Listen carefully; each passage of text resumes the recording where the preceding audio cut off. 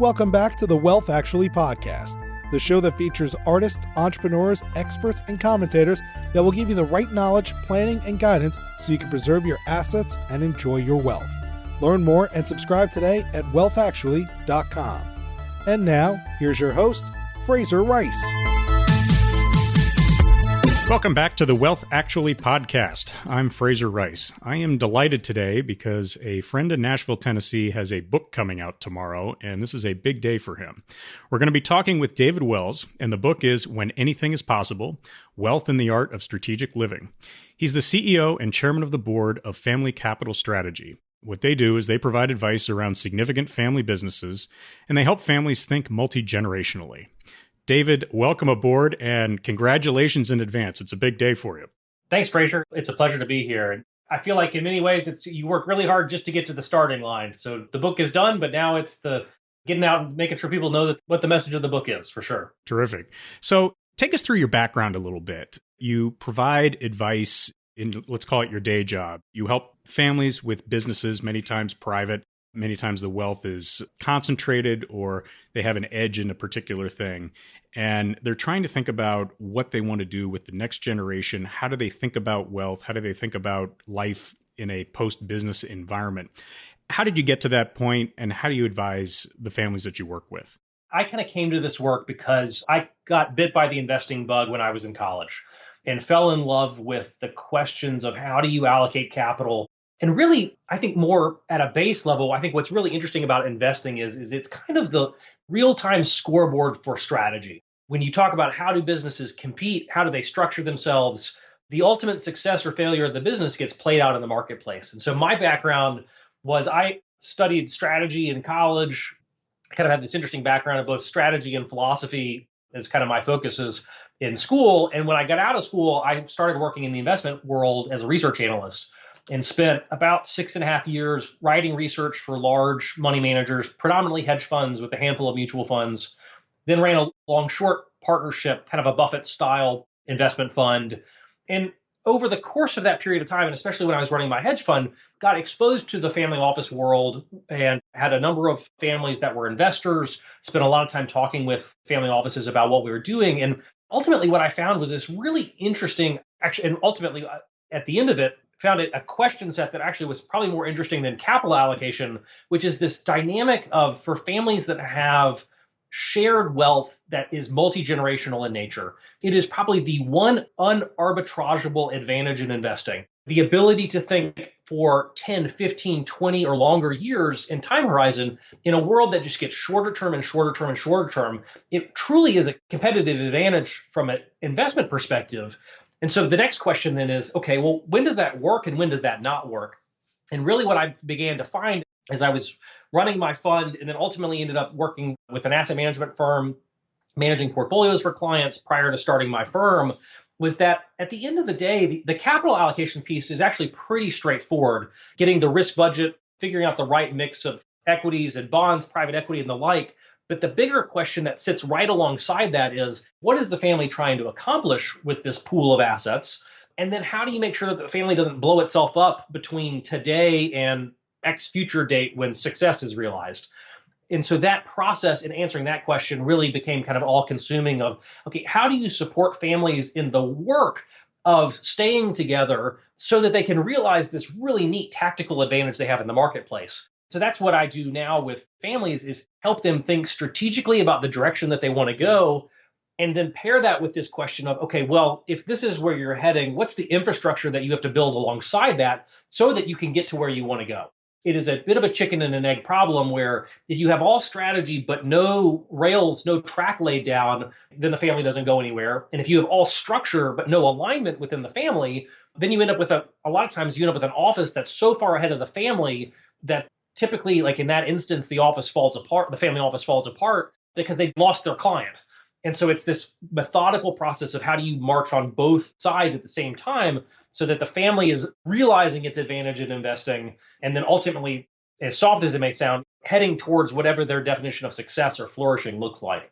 So interesting point that you bring up there about sort of having that two-pronged approach where you've got to have some element of structure or people sort of fly off and do their own thing and it you don't have any agreement on anything. But at the same time, if you don't have critical mass built up, then you don't have the resources to really drive the point home.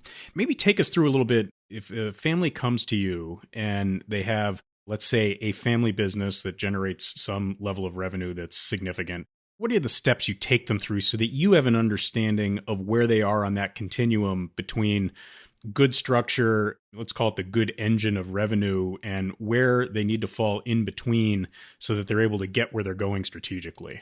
The first step is I really think it's helpful to look at where the family is in time. And so it's not rocket science, but families have generations. And depending on where the family is in its generational story is going to really will architect and shape the way that they answer their questions. So what I mean is that if the first generation is still active and involved, typically the simple reality is most of the time is a very dominant patriarch figure. It's that core entrepreneur who had that kind of the chutzpah to launch a business, wrestle the tiger to the ground, build something and grow. If that person is still present, that dramatically informs then the questions that the family is going to be able to ask. And then B, generally those folks are almost anathematic. They have like an allergic reaction to structure because it feels contrary to the entrepreneurial ethos of the business. And so with G1 families, in many cases, it's a question of, okay, well, where is that G1 in terms of succession planning? Have they begun to transition the functional control of the business or the assets so that you have a second generation that begins to arise, that it's making decisions? And so really, I personally find G2, G3, and 4 and beyond families a little bit more, it's not to say interesting to work with, but there's a little bit more to be done there because when you have distributed ownership for the first time, if it's siblings, the term is in the industry like there's a sibling partnership. It's a group of individuals who are coming together to make business decisions. Okay, now you've got some interesting questions because when you have multiple owners, now you have politics, now you have differences of views. So the question is how does this cohort begin to make decisions together? And then conversely, if you go like a generation further into the third generation and beyond, well, at that point, the question is not necessarily like, how do you make decisions together? It's more, how do you deal with the scale problems of having large numbers of owners? The exponential math of it is, and typically wealthy families have more children than non-wealthy families. And so if I think the US average reproductive rate is like 1.7 children per female, I think now what you see is in wealthy families, that is well north of 2. And I think in certain markets, I've heard stories like in New Canaan, like 4 is the new 2. Like you've got very large families becoming the norm again. And so what that means is that by the time you get to a third gen, like you may have 10 to 17 direct lineal descendants, depending on the size of that second gen. And so you bring them in, you bring in spouses, and if you bring in their own kids, well, now you've easily got a group of 20 to 35 people that have to make a decision. And at that point, now you actually have a coordination question. It's this question of how do you get these people aligned around a direction, because you can't, not everyone is going to be able to be on the board. Not everyone is going to be qualified to make a decision. And so it's even like the leadership structure that evolves out of that is really interesting. I was going to say, one of the things that's popped up in my practice and in talking to families is getting everybody on the same wavelength, not only educationally and skill set wise, which is difficult, extremely difficult when you get to the third generation. But you have this notion, I think it's sort of this immutable law, which is the assets generally increase linearly while the liabilities increase geometrically. And if families understand that and they understand why shirt sleeves to shirt sleeves in 3 generations is one of those things that transcends culture, and that's what you're trying to forestall. Everything you just described really sort of points to that direction. And I find it interesting, and I think you and I would probably nodding our heads in agreement on that front. It's when you get to that third layer and you get to that number of people who they all want to benefit generally, yet some want to be involved and others don't care. Others are going in a different direction. With that coordination problem, how do you think about that? And when there's conflict, what do you do to try to build the context so the family can work past that, knowing that it's coming? I think you raised an excellent point. I was just doing some modeling last week, trying to visually represent shirt sleeve to shirt sleeves. And it comes down to, there's 3 drivers that are behind it. It's exactly to your point. It's the return stream. What can the assets actually produce? It's how fast does the family grow? And odds are you're not going to have family-wide family planning that's successful. I mean, that just sounds like a recipe for family disaster of trying to limit the number of grandchildren or something insane like that. And so then it ultimately comes down to the distribution rate. Like, it's the spending question of like, what does each generation expect out of the assets? And right beside that is just the simple reality that the environment that we grow up in, what we think of as normal from our childhood, from a spending perspective, is kind of what we bring to adulthood and say, all right, if mom and dad lived on $3 million a year of spending, well, then when I contemplate my life on a go forward basis, like, well, that's what normal looks like. And as a result, then each generation, if the assets are growing, to your point, if they're growing arithmetically just on a linear path and the family is growing exponentially, and oh, by the way, you're paying taxes at every change in generation for estate tax to some degree, you've got death, divorce, and other things that further divide the assets. Like, each generation, if they're not careful, ends up functionally taxing the assets further and further and further. So what G1 may say is an adequate distribution rate of 3 to 4%. Well, G2 may say, well, I need 4 to 5% to get what I expect out of the assets. And by the third gen, maybe that's 5 to 6%. If you play that out, the simple reality is that by the time you divide it, the assets get so small, and then you begin depleting the principal. And at that point, it's kind of game over, that you are back to shirt sleeve to shirt sleeve. So with that context in mind, what I think the most important question, and this is ultimately where the book kind of came out of it, is how does, and I think if you look at the family wealth literature in general, especially dealing with large wealthy families, is it's very focused on the family, capital F, the group of people entirely. And my whole point is that yes, that is true, but families are also composed of individuals.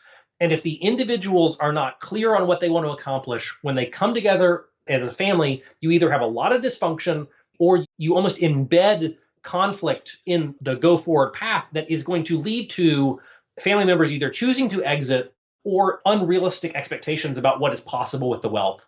And so what it comes down to then is, I think every generation, every member of every family at every generation has to sit down and answer these questions of, what is the purpose of my wealth? What do I expect out of it? What are both the benefits in my lifetime that I expect to receive from it? And then what is my responsibility to future generations? Like, what do I owe if it's something that I inherited? What moral duty do I feel like I owe to my grandchildren and beyond, if any, and society writ large? And if the family can get clear on those kind of toggle points, now suddenly you can then design a family, capital F, the big family structure. You can sit down and design a portfolio that is equipped to take the risk necessary to generate the return required. What I just generally find is it's kind of like the frog in the kettle, so to speak, is that like most people just, they exist with their wealth, but they never are able to sit back and really double click in on the various things that are going on around it, figuring out what's important to them, what's not, what's normal, what's not. And so making, and with the end goal of, can you take an implicit set of assumptions and make it very explicit, and then say, okay, if we play out this explicit set of desires, what does that mean across all of my priorities? And at that point, now you can begin to make interesting trade-offs of, okay, if you live on this amount today, this is what that means to your grandkids, to your great-grandkids. If you do this amount for your grandkids, well, this is what that means for your philanthropic things that you care about. If your investments are structured in this way, where you've got X amount of private equity, or you've got this amount of fixed income, which is at zero interest rates, well, this is what's feasible on all this. And I think, again, it's kind of that when you can begin to take the soft, philosophical, strategic stuff and then marry that with the hard reality, now you go eyes wide open into a conversation with a financial advisor who's designing that portfolio, and you all are working towards the same end.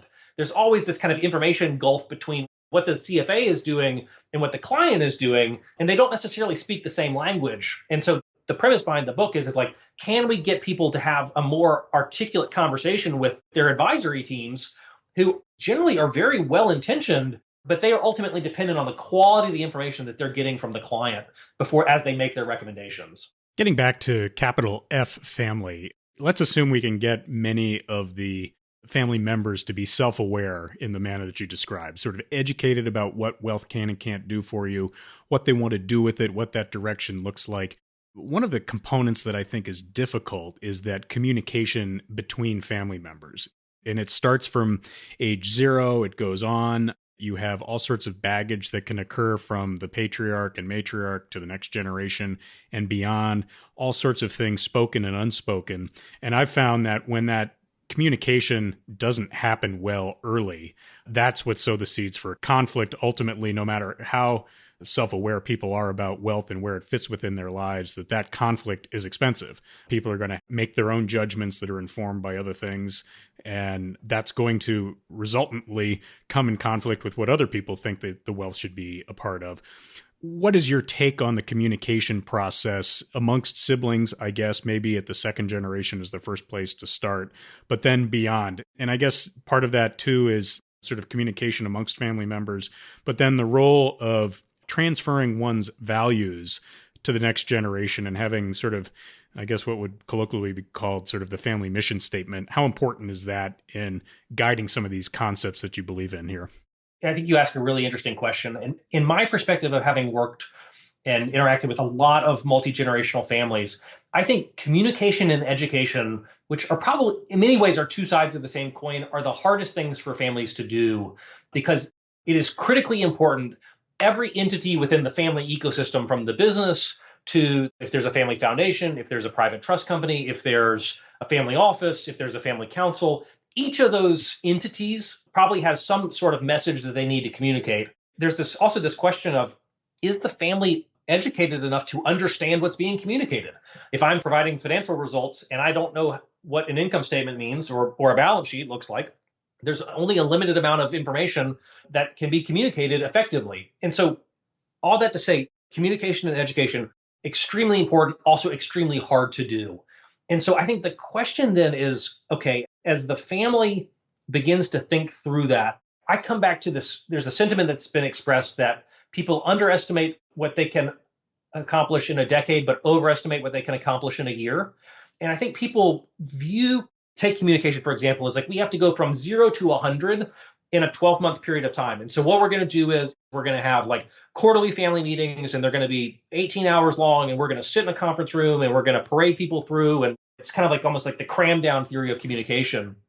And the reality is that like, especially for people who aren't home gamers, like this is not people that like, and generally within the family, that's the case. Like you may have 1 to 2, 3, 4 family members that are really interested in, especially with the financial piece of it. That's kind of how they're wired. But you're going to see a diversity of backgrounds and interests. And so you've got to think about the same way that any marketing agency says, like, look, someone's got to see an ad multiple times before they respond. You've got to lay out a process and a framework so that you start at the 100 level, and that may be all that you can accomplish in 2021 is the basics. And in 2022, like maybe you do a review of the basics and then you extend. But if you can lay out this methodical process and framework and keep at it over a long period of time, I think that's how you get the family there. To your questions and comments around like mission statements and values, I think what's really interesting is the dynamic of what values does the family prioritize when they talk amongst themselves versus what are the values that the family actually lives out.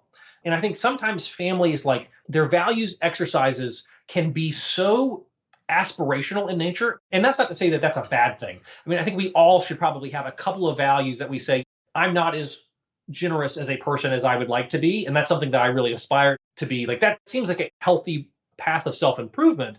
The important thing about values is that they become normative in the sense that they help you set and make your decisions. And so the question then is the family really honest about what the actual values of the family are? Like if the family says that they really value transparency and communication, but then when they get together, the patriarch doesn't allow them to have any sort of open dialogue, or there's no information that's communicated other than like, actually, I mean, I know of a family or had met a family recently that they asked their next gens to sign their tax returns without reading the tax return because they didn't want the next gens to know how much money they had made that year. Lovely.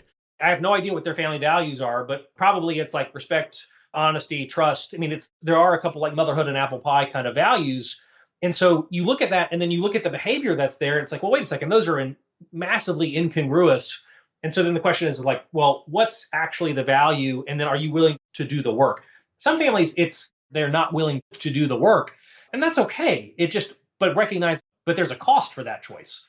To sort of veer off into a slightly different direction, but important, is the idea of the difference between ownership succession, or maybe the value succession, and the operational succession of a family business.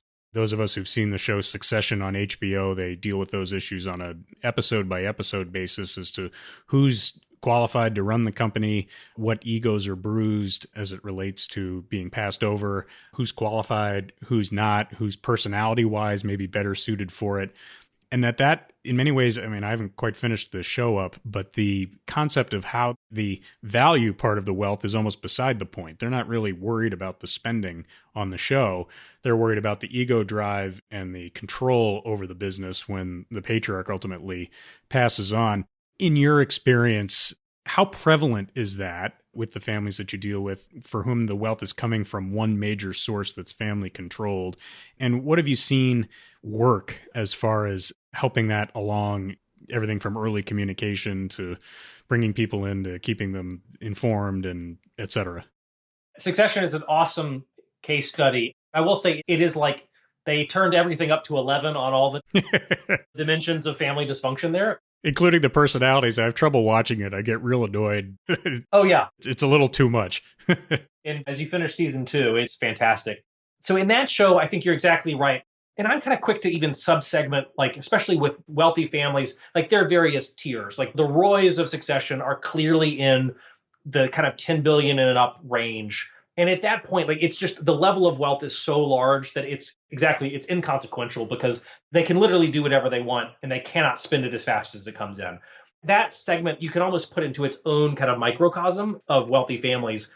In that core range of like lifetime exemption right now is $25 million. I was looking beforehand. If you look at tax return data, it would argue that you enter the 1% of net worths in the US with about 4 million in assets, with an average net worth of 14. The top 10 basis points is at about 21 million with an average net worth of 72. So I think really when you start getting into that top 0.5% of net worths to that 1 basis point sub 10 billion range, in that range is probably where I would say, like, when you think of a wealthy family, they're probably sitting somewhere in there, like the 20 million to 5 billion range. At that point, I think typically what you find is what's really unique and wonderful about family businesses is that in many cases, the business itself is viewed as the asset of the family. And in some cases, it is viewed as it is kind of a surrogate child of the family, or it's so intertwined with the identity of the family that it's really hard to extricate the fact.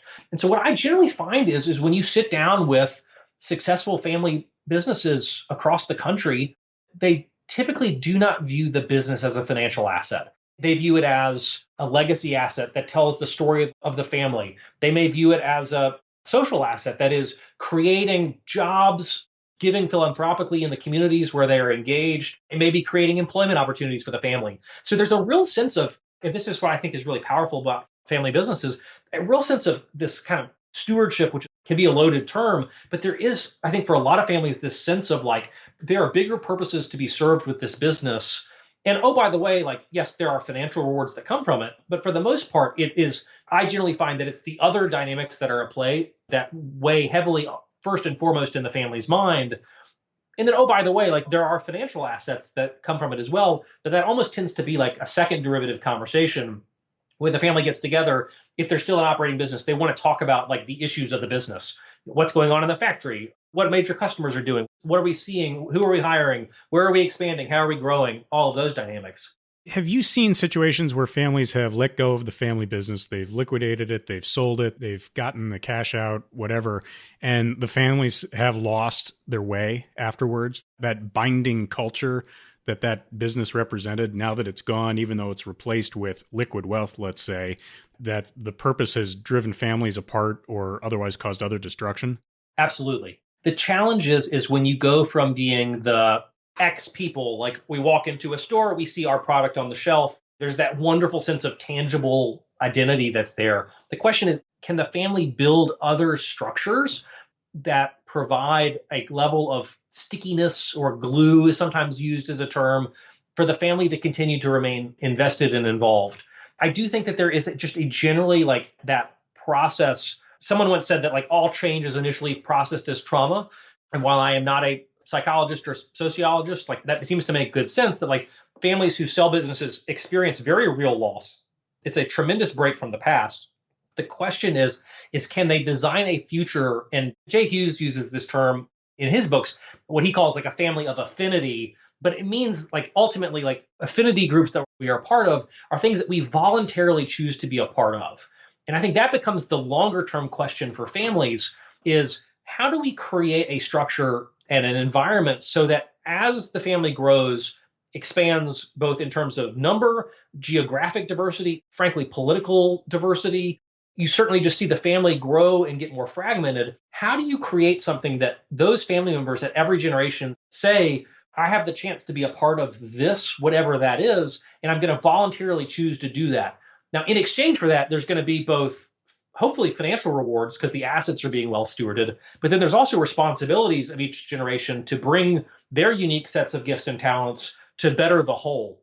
I think that's the work of families that when you meet and talk with families that have made it to fifth, sixth, seventh generations and beyond, or even some of the European families that are into the teens of generations, like they have created this ecosystem that the family continues to desire to be a part of, even if it doesn't necessarily mean massive financial wealth. Because as we covered earlier, like it's really hard to say that the assets of the family are going to be able to keep up on a per capita basis from generation to generation. The odds that each person is going to be as rich as their parents are is just very low. But that doesn't mean that you can't manage the assets in such a way that family members still have wonderful lifestyles, but it just may mean that not everyone gets to own a G5 within the family. That maybe is something that happened in earlier generations. It may not be something that happens by G4, G6, something like that. Well, and it's tough too, because people do not want to go backwards. And it becomes trickier too when you've got assets like family compounds and so on, where there is a lot of attachment and memory placed to them. And there comes a point in many cases where those have to be given up. And that's a big bridge to cross, I've found, for some families. It is interesting how real estate and family identity can be so intertwined. And I can think about even just from my own experience, like we grew up with a lake place 45 minutes away from our house. We went multiple weekends a month in the summers, phenomenal times as a family. And so if you think about like the length of your childhood, like there's probably only a handful of memories that you walk away from as real kind of like mountaintop type moments. And those do seem to be tied to geography. Like they seem to be these places where we experience our family, our mom and dad, and our siblings in a way that's really positive. It's affirming. We create wonderful memories. I think it's really natural that families want to go down that path. The question is like, okay, well, how do you scale that with the family as it grows? And that doesn't mean that it can't scale. It just means that the family, this idea of like taking implicit and making it explicit. With the family compound, if that was a G1 purchase and every G2 member expects to have equal or more time, they all want the 4th of July weekend to be at the family beach house. At some point, like that structure is going to blow up. So the question is like, how are you going to create a process that is fair and how the family defines fair? It is a way to address that, because otherwise, like it's the implicit assumptions. At some point, someone's going to get sideways on it. And if you don't have a way to manage that, that's just a piece of dysfunction that enters in. And too much of that, I heard someone say that like, there's a difference between having skeptics in your family and having cynics in the family. But I do think that like, if there's so much dysfunction, those skeptics can move the line to cynicism. And at that point, like you are seeing the fraying ends of the family. And then it's just a matter of time until somebody wants to take their marbles and go. So I think that's where structure becomes your friend, process becomes your friend, even within like the business. A common flashpoint is like compensation for family members within the business. If the family can sit down and say, like, here is our policy on compensation, we're going to have an independent comp committee of the board, and we believe that we should pay people like if we were going to go hire a best-in-class performer to operate in that role, if the family wasn't in that role, and we should pay accordingly. I mean, that's one possible policy, but if you are explicit about how you want to approach those things, then it's not a personal decision that's being made. Then it's no, this is the way that we conduct our business. Or you may say, look, we're going to be at the median for every role, but hopefully you're applying that across your whole business. I think a lot of times people just are very ad hoc about the way that they do things, which works when you have power, control, and ownership, decision-making authority concentrated in the patriarch. When it gets diffuse, that's where you set the recipe, or you put out the ingredients for something potentially pretty toxic, because you don't necessarily have that one strong personality or voice to be able to say, this is what we're going to do, take it or leave it. So I'm going to take a little bit of a left turn here. And since I wrote a book and I'm always interested in hearing how other people experience that or how they went through it, take us through a little bit about the book writing process. Maybe to start with, what was it inside you that felt like these lessons that are important and useful deserved your time and attention to put it into book form? And then maybe talk a little bit about how you got from A to B to C to D on the process to where we are today, which is publication tomorrow. I started the process about 3.5 years ago. I finished my CFA designation, and I think my wife was like, okay, well, you need a project because you don't sit idly well. And so I've always been a reader. It has been on my kind of bucket list of things to do to write a book since I was probably 10 years old. So I knew that at some point in life, like this was something that I wanted to do.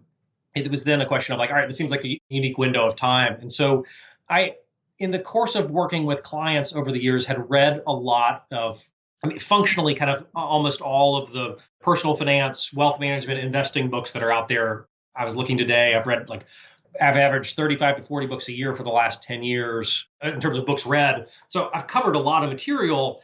As I read things, it was like, okay, but it feels like there's this book of like, well, how do I take all of these pieces and kind of stitch them together into some sort of like overarching process? Like I'm a kind of a systems thinker at heart. I like seeing how do you lay out the like A to B, the C to D. And so there's a lot of great wealth management books that are out there. What I wanted to do was try and like, at least in terms of how my crazy brain works, was put together some sort of a process of like, if you're going to think about the strategic questions, the big picture, almost philosophical type questions, how do you do that in a way that's accessible? I think it's really, and you said it earlier, the dynamic of being self-reflective enough to think through some of these things. Like for most people, like it's hard to know where you start eating the elephant of self-reflection on some things. And so to lay out a process of like, here's where you begin, and here's how you chase the rabbits and get to something that lays out the things that are most important to you, I felt like that would be something that was helpful. So I would not recommend this as a writing process. I honestly just started writing. I knew that I needed to get close to like at least 50,000 words or some sort of like arbitrary length to have something of size. And I just kind of started going at it. And then over time, this book started to evolve from it. But really, I wrote for a year pretty extensively and then took some time, like put it aside for a handful of months and then kind of came back to it and said, okay, like there's actually some ideas that are connected here, even though each chapter was fairly independent at that point. And then about a year ago, I started working with an editor who was super helpful and even kind of helping refine the structure and flow a little bit more. And so knowing what I know now, everyone says like you should do that kind of organic work in outline form rather than in written word form. So noted for book 2 at some point. But for me, it was the best way was just like I'd go order 10, 15 books on Amazon, read through a bunch of stuff and say, okay, what am I seeing that's common here? Where can I add maybe a unique twist on that? Just given my background as more of an investment expert, as opposed to somebody who has a degree in sociology or a PhD in psych or the like, where can I bring some real world examples to bear? And so that's kind of what played out, but it was not probably the most efficient way to produce something, but it's done. Well, I'll tell you, having read it, and I'm very impressed with it because I think that I basically tried to do the same thing. And I ended up sort of taking lots of different anecdotes or fact patterns that I had seen and tried to glean out maybe, I don't know if universal truths is the right word, but at least commonalities like you described, and tried to make it a very storytelling exercise where people could kind of pick out the things that were interesting and use it for themselves. I was very impressed with the way you structured it. And I'm a little bit surprised, and pleasantly so, that you kind of organically started writing and that the structure kind of came afterward, because I didn't get the sense of that in the book. It looked like you kind of knew where you wanted to go from the beginning to the end from the outset of when you started writing it. So kudos to you, or maybe to your editor, to help corral you and get you in the right direction. Thank you. I really appreciate that. That's very kind. I think truly like that's where, for all aspiring authors, like a good editor is well worth their weight in gold. And then honestly, like a lot of this was, I would work on a bunch of ideas and then I'd go meet with a bunch of clients and we would work through some things, or you try out ideas, you put out a blog post, kind of see, okay, what do people hone in on? Does this make sense? If it doesn't resonate as well, okay, let's go back to the drawing board. So that the ability to kind of iterate in and out of like, okay, does this work in the real world? And then take it back to something that's more either theoretical or more written down. I think that was a helpful process tool. I think at the end of the day, like, and I would assume you're the same way, like there's 1 million books a year that are published. you want to put something out that's of value. You're asking for people to give 4 to 7 hours of their time, most likely, depending on their speed, to reading the book. And time is the most precious resource. So I really wanted to make sure that I was trying to bring something that was delivered a lot, was highly additive to people, because if they're going to pay for it and or give you their time, like I really wanted it to be worth their effort. Here's a tough question, and it's one that someone asked me, and it was a great one when I was writing my book. And they said, when did you know it was good or decent or publishable? But when did you know it was good and you could feel good about putting it out? Because publishing a book is putting yourself out there in the most naked way. And you'll find this. You're going to get a lot of 5-star reviews because I've read it and it's very good. You'll get a bunch of 4-star reviews. There are probably going to be a bunch of 3 and 2-star reviews from dingbats. But during the writing process, I did not know whether what I was putting out there was going to be of decent quality. And my first experience with it, I gave it to 2 people. I gave it to a friend that I would say is an economical dingbat. And I thought that would be useful because if he found value out of it or otherwise understood it, then that was going to work. And I gave it to my dad, who is a former savings and loan bank president, who kind of knows his way around this stuff, but is not an investment manager. So, and he's not a wealth guy. And I thought if he kind of picked some things out of it and learned something, that I thought it'd be good. And that first draft, they came back, my economic dingbat friend was like, I was like, oh God, I was crestfallen. I hadn't solved his worldview. My dad said, you've really got the kernel of something good here. Here's a set of notes. And then what I did was I took the comments, created a new, very overarching new draft, and then I sent it to 8 people in the industry that I trusted. And then when I got those comments back, that's when I knew that I could go forward and that this wasn't a crazy exercise and that it was worth putting it out there. What was your experience like with that? Did you have any self-doubt while you were doing this? Were you like halfway through the writing process before the editor, were you like, what am I doing here? I should be playing with my kids or going out in the sun or working on my golf game or something. When did you cross that bridge where you're like, okay, I feel like this is something? I don't know if you're an Enneagram fan, but I'm an Enneagram 4. And so with the 3 wing, which basically means that like I am walking self-doubt already.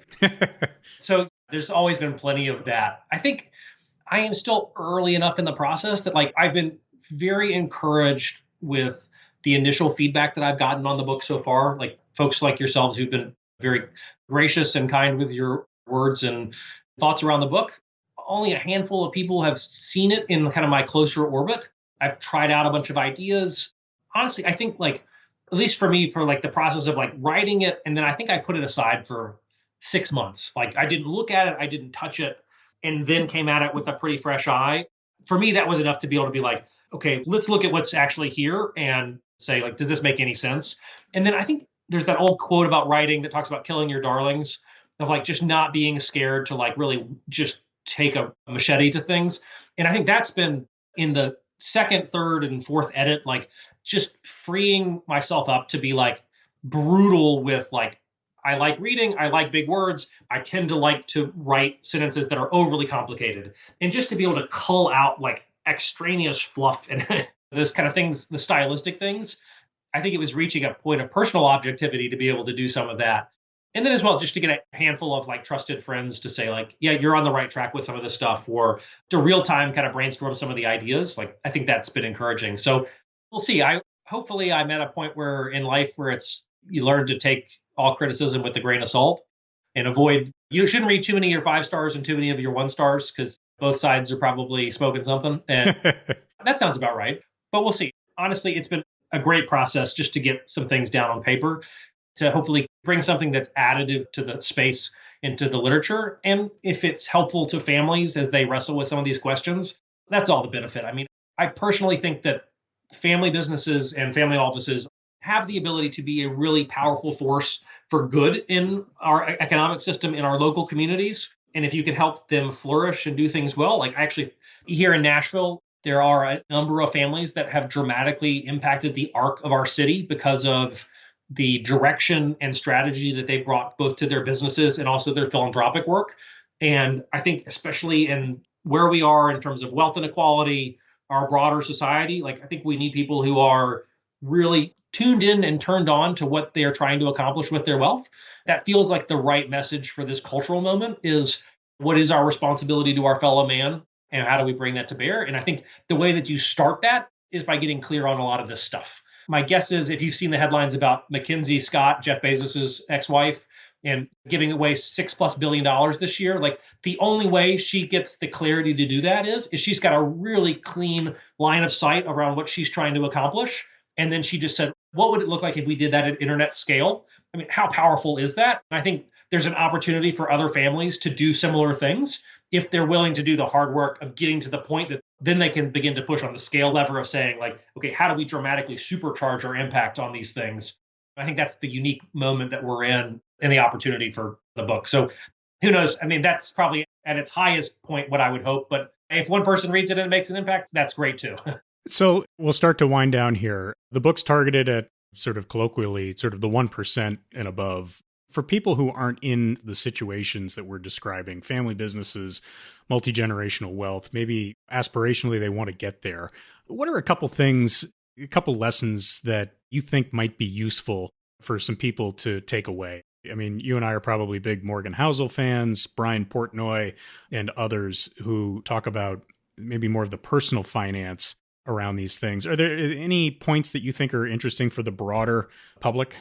Absolutely. And I think certainly like the core market for the book are going to be families and individuals who are at a certain level where they're asking some of these really big questions. But I think the reality is that once, if you remember your Maslow's hierarchy of needs, like once you are over providing food and shelter and water and clothing, the odds are that for the vast majority of the American public or the kind of the public of the developed world, like we are all making spending decisions against some sort of rubric. The question is are we aware of what we're doing? And I think that whether that means that you're worth $25 million or you are an attorney at a law practice or you're a working professional within a business, all families are making a series of financial choices based off of some sort of values metric. And maybe this is kind of the theme of this call. The question is are those implicit decisions or are they explicit decisions? And have they taken the chance to think through what is most important to them? What are they trying to accomplish? And I think there are wonderful examples that a multi-generational family that's worth $1 billion can do things at scale in a certain way that are unique. They may have a private foundation for giving as a philanthropy. Well, the great thing is if you look at a structure like a donor advised fund, and by no means investment advice at all, but donor advised funds are a really easy way for a family to have kind of the opportunity to behave like a private foundation, but do it with a much lower price point. The great thing about the scale of the internet and the scale of the modern business climate is that a lot of the services that previously were only available to the ultra high net worth are broadly available to what you would call kind of the high net worth or the affluent. So folks who are worth between $500,000 and $25 million, $500,000 to $25 million. At that range, like, you still have a lot of options that are available to you. I think it's the question of can you learn from folks who are maybe further up the wealth curve and say, okay, well, what works? And then what could be really powerful in the lives of our families? Generally, what I found was even working with traditional high net worth clients in a previous firm, many times when you ask someone, well, what are you trying to accomplish with your wealth? The quick answer would be like, well, we want to see our grandkids and we want to make sure that we can travel in a certain way. And that was it. And generally, folks who are able to accumulate wealth, they don't have a spending problem. They have the ability to save, to kind of self-denial so that those wealth grow over time. And so they hit their 60s and 70s, those retirement years. Generally, what I found is a lot of people are very financially well off. They just don't know what's the art of the possible of, okay, well, what would it look like? Yes, with a portfolio, you can certainly cover their travel desires. You can certainly cover whatever they want to do with their grandkids. For a lot of people, you would have what you would call like a wealth surplus. It's more wealth than is necessarily needed to fund their spending at their current concept. And the reality is like most people don't materially step up their standard of living. Like if you're used to living on $300,000 a year of income, most people would find it very challenging to double that or to triple that in terms of, especially by the time they're in their 60s, because you kind of get used to your standard of living. So if you have excess, the question is like, what are you going to do with that? And that's not a question that's unfamiliar to families in the multi-billion dollar range. It's just a question of there may be another number or another comma in the figure, but it's still the same heart question of like, if you're worth 10 and you want to set up a trust fund for your grandkids, well, what are you trying to accomplish with that? It may not be a $100 million trust fund. But look, like $1 million trust fund can be either a massively positive influence or a massively negative influence. That's a question that you should think about as you go down that process. That's where I think for kind of normal wealthy folk, if you will, the book has a message for them too. Terrific. David, what a treat. And again, I am thrilled for your publication. How do we find your book? If you go to winanythingispossible.com, that's probably the easiest place. That'll drop you right to the webpage for the book. And it's on Amazon or any of the other kind of reputable booksellers, Barnes & Noble, that are out there as well. And for those of us listening, they'll be in the show notes as well. So you'll be able to click directly if you are looking at the podcast from there. David, thank you very much. Congratulations. And look forward to hopefully seeing you on a New York Times bestseller list in addition to Amazon. Thanks, Fraser. It's a real privilege and a pleasure to be here today. Thanks. Thank you for listening to this episode of Wealth Actually, hosted by Fraser Rice, author of the book Wealth Actually and a leading private wealth manager. Head on over to wealthactually.com where you can subscribe to this podcast, get your own copy of the Wealth Actually book, and connect with Fraser directly. We'll see you next time on Wealth Actually.